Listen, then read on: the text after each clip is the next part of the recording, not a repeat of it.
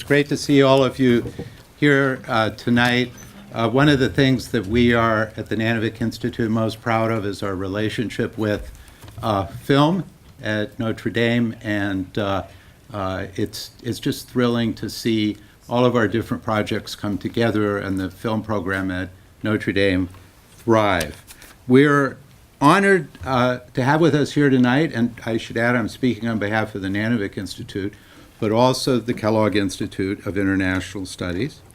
We're honored to have with us the Academy Award-winning director and Cannes Film Prize winner, Volker Schlöndorff.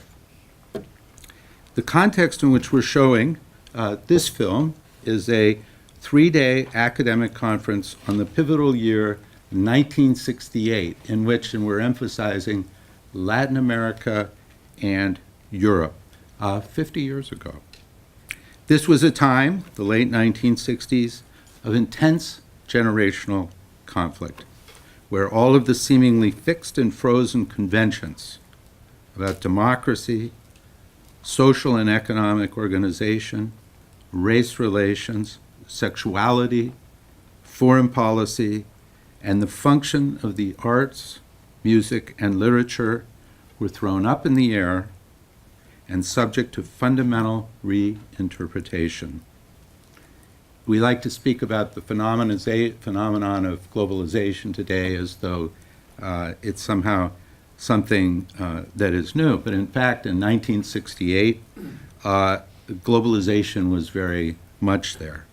The events, ideas, and passions that contributed to this period are to be found not just in one or two countries, but throughout the world, in locations as far afield as Berlin, Paris, Mexico City, Santiago, Lima, Beijing, and, of course, the United States.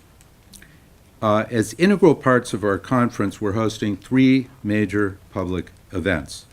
Last night, our guest, Volker Schlöndorff, gave a keynote lecture entitled 1968, A Long Time Coming, and this will be available for all of you to see if you didn't on our website at some point on video.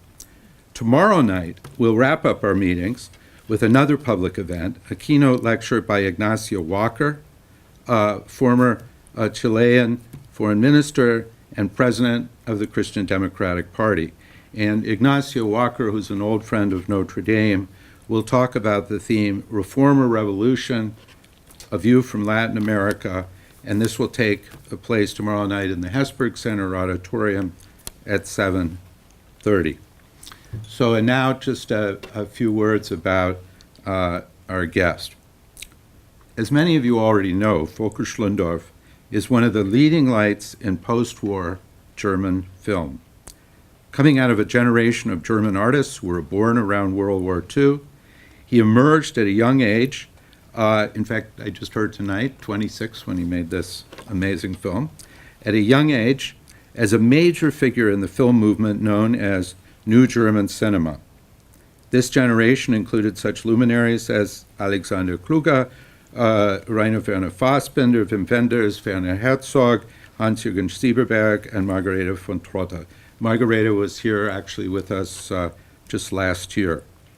Together, these artists publicly broke with the established norms of the post-war German film industry and sought to make serious films that directly and frankly focused on the unexplored faults, fissures, inhumanity, and injustices of the pre-1945 period, as well as the institutions and culture which these events produced.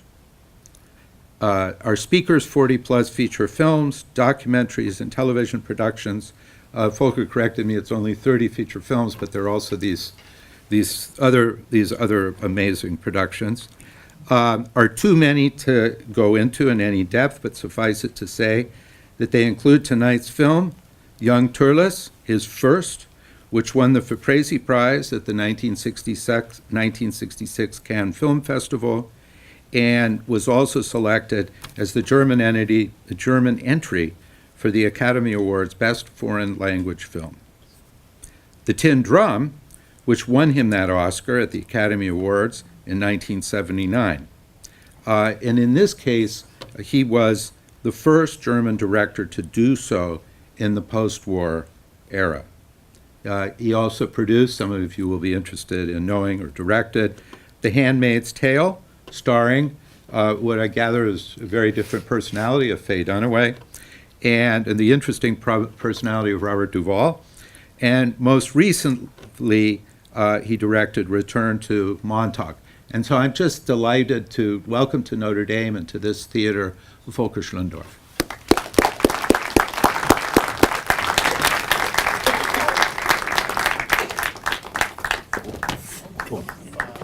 Sorry.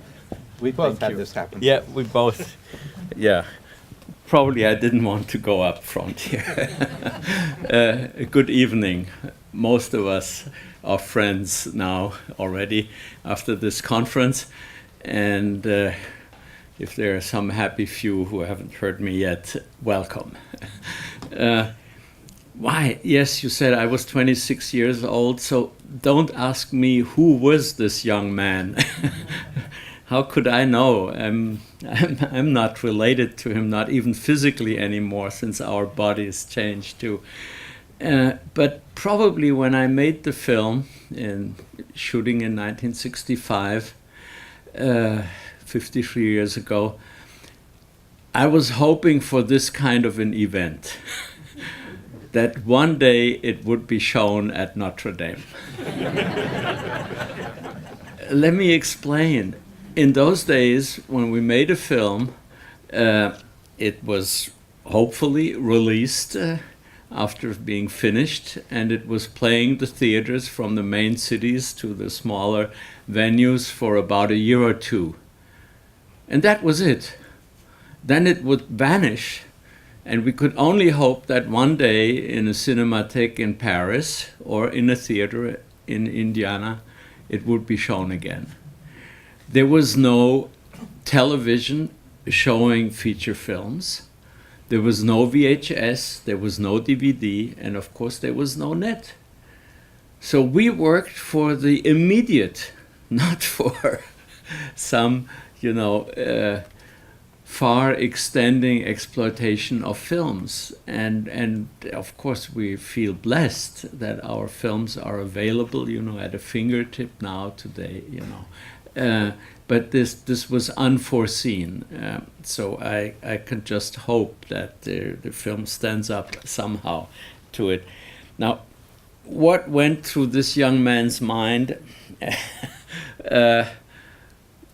This may be all, rationalization after the fact.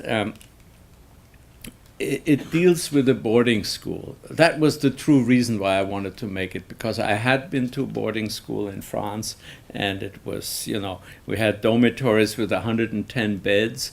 It was very, it was almost like a military institution. So when I read Robert Musil's short novel, I had immediately the feeling, I know this universe. And while working on the screenplay, I realized, with the help of Robert Musil, by the way, who in the 30s said that this book was somehow a premonition of things to come. He wrote it in 1913, before World War I. And yet, in 1943, before he died in Switzerland in exile, he said it seems like a premonition of the tyrannos in Nucleo, about this criminal clique around Hitler, Goering, Goebbels, taking power and intimidating and subduing an entire society. But when he wrote the book in 1913, he certainly didn't think about it. This is the relations. But me doing it, of course, in the 60s, I had to be conscious of it. I didn't want to go too far with the analogy, but you will see there is something there.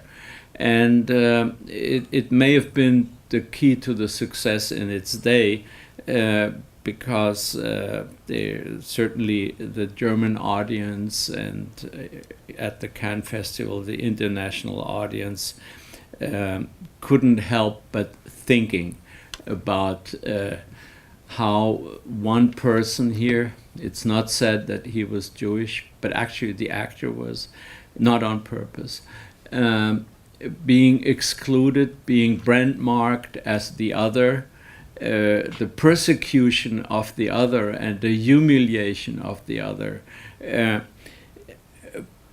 bound together the collective, any class in the school is like a microcosm, and then there is one of them the main character TÖRLESS, who looks at all this going on, and I think what brutes, what primitive people who would do things like that, just as the intellectuals or whatever, intelligentsia in Germany just watched what these Nazis were doing and didn't take it too seriously, can't last, let's just watch them, And well, by the time they realized that this was not just going to be ephemeral, but it was going to be there and to last, and they wanted to interfere, it was too late.